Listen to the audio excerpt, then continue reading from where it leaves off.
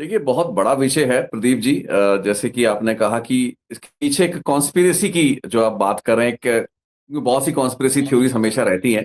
लेकिन अनफॉर्चुनेटली जिस तरीके से ये विवाद खड़ा हुआ है, क्योंकि फिल्म तकरीबन दो ढाई साल, दो एक साल डब्बे बंद रही फिल्म, और उसके बाद उसे बदले नाम के साथ रिलीज करना, और फिर दो दिन के भीतर भीतर उसे वापस हटा लिया जाना, उसे पॉज कर दिया जाना।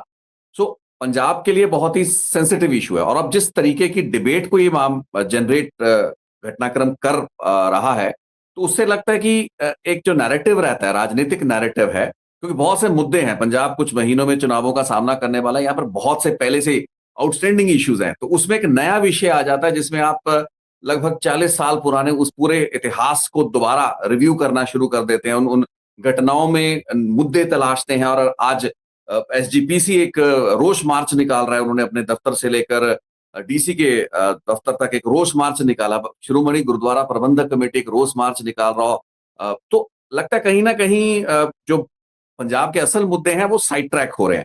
तो मैं इसको थोड़ा सा ऐसे देखता हूँ।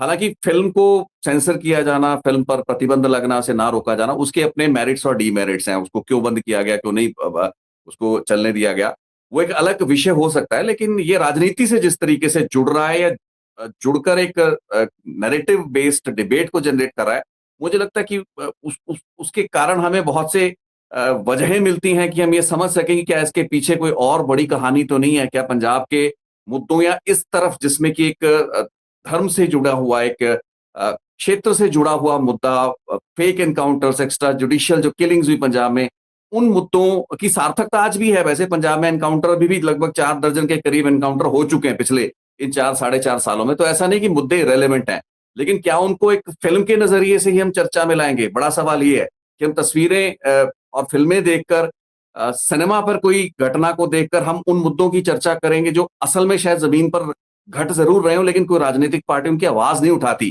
किसी राजनीतिक पार्टी ने पंजाब में पिछले 4 साढ़े 4 सालों में जो तकरीबन 4 दर्जन एनकाउंटर हुए हैं, उन पर चर्चाएं नहीं की, उन पर इतने बड़े मुद्दे नहीं बन पाए। लेकिन एक फिल्म की वजह से इस विषय को जिस तरीके से शिद्दत से हम लोग चर्चा में ला रहे हैं, तो मुझे लगता है कि कहीं ना कहीं सोचना पड़ेगा कि आप एक सिनेमा पर आधारित